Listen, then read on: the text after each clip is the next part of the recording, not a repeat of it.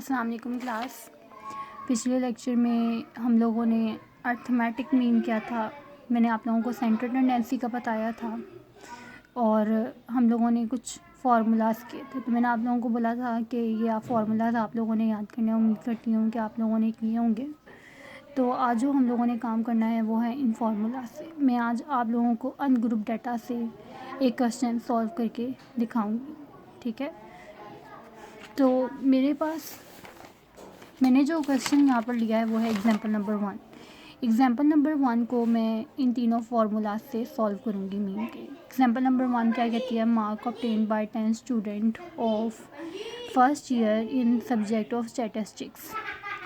First year के students ने statistic के सब्जेक्ट में मार्क्स ऑब्टेन किए हैं, जो है 75, 62, 58, 50, 72, 65, 60, 70, 55, 73। तो मैंने इन नंबर्स को एक्स का नाम दे दिया, ठीक है, क्योंकि मैंने आप लोगों को कहा था पिछले लेक्चर में कि जो भी डाटा हमें गिवन होगा तो हम लोगों ने उस डाटा को एक्स के इक्वल कर लेना है। हमने लेट कर लेना है कि ये सारा डाटा जो है एक्स के इक्वल है, ठीक है। तो अब मैं आप लोगों को दिखाती हूँ कि ये मेरे पास क्वेश्चन है, एग्जाम्पल नंबर 1 है। इसको मैंने किसके इक्वल कर लिया, डाटा को एक्स के इक्वल कर लिया। फर्स्ट फार्मूला मीन का हमें कहता है कि एक्स बार इक्वल्स होता है समीशन एक्स ओवर एन के। समीशन का मतलब होता है सम, ठीक है। समीशन का मतलब क्या होता है, सम। तो अब मैंने क्या करना है कि मेरे पास एक्स की जितनी भी वैल्यूज़ हैं मैंने उन सबको सम कर लेना है, जमा कर लेना है। जब मैंने एक्स की सारी वैल्यूज़ को सम किया तो मेरे पास कितना आएगा, 640, 75 plus 62 plus 58 plus 50 plus 72 plus 65 plus 60 plus 70 plus 55 plus 73, ठीक है। हमारे पास आंसर क्या निकलेगा, 640। टोटल नंबर हमारे पास कितने हैं, 10, एन हमारे पास है 10। 640 को जब हम 10 पर डिवाइड करेंगे तो हमारे पास आंसर क्या आएगा, 64।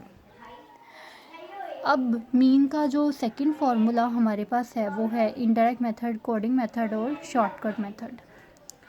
फार्मूला हमें क्या कहता है, एक्स बार इक्वल्स होता है A plus summation D over N के।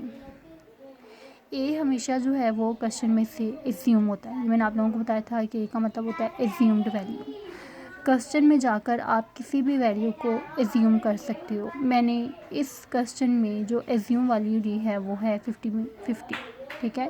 50 मैंने एज्यूम वैल्यू ली है, आप कोई भी वैल्यू ले सकते हो अपनी मर्ज़ी से। डी समीशन डी किसके इक्वल्स होता है, डी इक्वल्स होता है एक्स माइनस ए के, ठीक है। एक्स में से जब हम ए को एज्यूम्ड वैल्यू को माइनस करते हैं अपने डाटा में से, डाटा हमारे पास होता है एक्स का, ठीक है। एक्स के डाटा में से जब हम ए को एज्यूम वैल्यू को माइनस करते हैं तो हमारे पास डी निकलता है। तो मैंने क्या किया कि मेरे पास एज्यूम वैल्यू थी 50 और मेरे पास एक्स की फ़र्स्ट वैल्यू थी 75। 75 माइनस 650 तो कितना हो जाएगा, 25। इसी तरह से 62 माइनस 50, फिर आगे मेरे पास डाटा में जो वैल्यू है वो है 58 माइनस 50 इक्वल्स हो जाएगा 8 के। 50 माइनस 50 ज़ीरो, 72 माइनस 50 22, 65 माइनस 50 कितना हो जाएगा, 15। इसी तरह से 60 माइनस 50 कितना हो जाएगा, 10। इन सबको सम किया, जमा किया तो मेरे पास कितना निकलेगा, 92। मतलब अब मेरा डी क्या है, डी इक्वल्स है 92 के, ठीक है। एक्स माइनस ए करके जब मैंने अपनी वैल्यूज़ को निकाला और मैंने इनको सम किया तो मेरा आंसर क्या आया, 92। 92 इक्वल्स है डी के, ठीक है। तो मेरे पास फार्मूला था A plus summation D over N. A मैं ऑलरेडी फाइंड कर चुकी हूँ जो मेरे पास है 50, डी मैंने अभी फाइंड किया जो था 92, ठीक है। मैंने यहाँ पर फार्मूले में वैल्यूज़ पुट की, 92 डिवाइड हो जाएगा नंबर से जो हमारे पास हैं 10। 92 को जब आप 10 पर डिवाइड करोगे तो आपके पास आएगा 9.2। 9.2 में आपने 50 ऐड कर लेना है तो ये हो जाएगा 59.2। इसको राउंड ऑफ करेंगे तो ये पूरा 60 हो जाएगा, ठीक है। आखिरी फार्मूला पर आते हैं। फार्मूला आखिरी हमारे पास होता है इनडायरेक्ट कोडिंग मेथड और स्टेप डिविएशन मेथड। ये फार्मूला हमें क्या कहता है, ये एक्स बार इक्वल्स होता है A plus summation U multiply by C divided by N.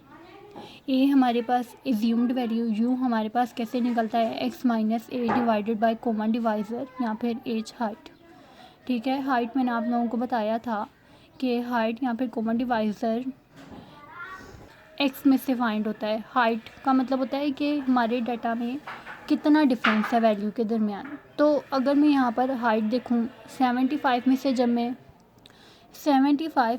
जब मैं 62 को माइनस करूँगी अपनी हाइट देखने के लिए कि इन दोनों के दरमियान कितना फ़र्क आ रहा है, कितना का हाइट आ रही है, तो वो आता है 13। 75 में से जब 62 को लेस किया तो 13 आया। अब मेरे पास जब मैं जो इन सब के हाइट आनी चाहिए, इन सब के दरमियान जो वैल्यूज़ का डिफरेंस होना चाहिए वो 13 ही होना चाहिए। ठीक है। अब हम देखते हैं कि जब हम 62 और 58 को माइनस करेंगे तो हमारे पास 13 आता है या नहीं आता? नहीं आता। 62 में से जब हम 58 माइनस करें तो हमारे पास 4 बचता है। तो यहाँ पर हमारे पास हाइट आती है 13, यहाँ पे 4 आती है, यहाँ पर 8 आएगी। तो सब की वैल्यूज़ के दरमियान जो डिफरेंस है वो अलग अलग है। किसी के दरमियान 13 का डिफरेंस है, किसी के दरमियान 8 का डिफरेंस है, किसी के दरमियान 4 का डिफरेंस है। तो यहाँ से हाइट निकालना हमारे लिए मुश्किल है। अब हम देखते हैं कि कॉमन डिवाइज़र मतलब वो नंबर जो इन सब वैल्यूज़ पर डिवाइड हो जाए। ठीक है। अगर मैं यहाँ पर देखूँ कि यहाँ पे कौन सा ऐसा नंबर है जो इन सब वैल्यूज़ पर डिवाइड हो जाए, तो मुझे कोई भी ऐसा नंबर नहीं नज़र आता जो इन सब वैल्यूज़ पर डिवाइड हो जाए। अगर मैं 5 की टेबल की बात करती हूँ, क्योंकि 75 है तो 5 की टेबल में 62, 58, 72 नहीं आता। ठीक है। अगर मैं इनको 2 की टेबल पर डिवाइड करूँ तो 2 के टेबल पे 50, 75, 65 नहीं आता। तो ना मेरे पास यहाँ पर कॉमन डिवाइज़र और ना ही मेरे पास यहाँ पर हाइट है। तो मैंने आप लोगों को बताया था कि जब क्वेश्चन में कॉमन डिवाइज़र या हाइट नहीं गिवन होगी तो आप लोगों ने लेट कर लेना है कि कॉमन डिवाइज़र और हाइट जो है वो इक्वल्स है 1 के। ठीक है। तो फॉर्मूला हमारे पास था u इक्वल्स होता है x minus A divided by c या h। ठीक है। x माइनस ए हम ऑलरेडी फाइंड कर चुके हैं, जो हमारे पास ये निकला आया था d। ठीक है। d से हमारे पास 25, 12, 8, 0 हम इसी वैल्यूज़ को उठाएंगे और इसमें से हाइट या कॉमन डिवाइज़र को डिवाइड कर देंगे सॉरी। ठीक है। हाइट और कॉमन डिवाइज़र अभी मैंने आप लोगों को बताया कि इस क्वेश्चन में नहीं है, इसीलिए हम 1 लेट करेंगे, एज्यूम करेंगे। तो मैंने इन सब वैल्यूज़ में से 1 को डिवाइड कर दिया। जब आप 25 में से डिवाइड कर देंगे 1 को तो 25 ही आ जाता है। ठीक है। इसी तरह से 12 में से 1 डिवाइड हो जाएगा तो 12 ही आ जाएगा। इसी तरह से सारी वैल्यूज़ को जब मैंने सम किया तो मेरे पास u भी कितना आया 92, d भी मेरे पास 92 निकला था और इसी तरह से u भी मेरे पास 92 ही निकलेगा। फॉर्मूला मेरे पास होता है x बार इक्वल्स है a plus mission u divided by होता है n multiply by c। a हमारे पास क्वेश्चन में था एज्यूम्ड वैल्यू का 50, जो हम लोगों का निकला था 92। यहाँ पर मैंने 92 पुट किया। n हमारे पास था 10, टोटल नंबर 10 थे। कॉमन डिवाइज़र मैंने अभी बताया लेट कर लेंगे हम 1 है, क्योंकि यहाँ पर ना कोई हाइट है और ना ही कॉमन डिवाइज़र है। सबसे पहले हम 92 को डिवाइड कर देंगे 10 के साथ, 9.2 हो जाएगा। मल्टीप्लाई बाय 1 करेंगे 9.2 ही रहेगा, प्लस 50 करेंगे तो 59.2 आएगा। ठीक है। हम दोबारा से इस वैल्यू को क्या करेंगे, राउंड ऑफ कर लेंगे तो हमारे पास आंसर 60 ही आ जाएगा। तो ये 3 मेथड से मैंने आप लोगों को एक एग्जांपल करवाई है। काम आप लोगों ने अब ये करना है कि एक्सरसाइज में जाओगे सेक्शन नंबर 2। ठीक है। मैं आप लोगों को दिखा भी देती हूँ।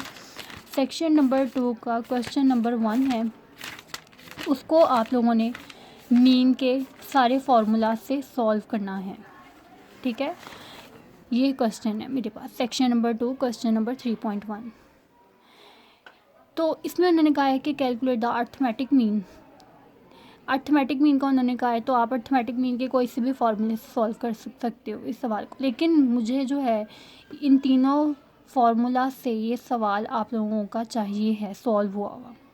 हर बच्चे ने ट्राई करना है और फिर मुझे बताना है कि सब बच्चों का हो गया है और आप लोगों को समझ आ गई है, फिर हम आगे इंशाल्लाह करेंगे। ठीक है। अल्लाह हाफ़िज़।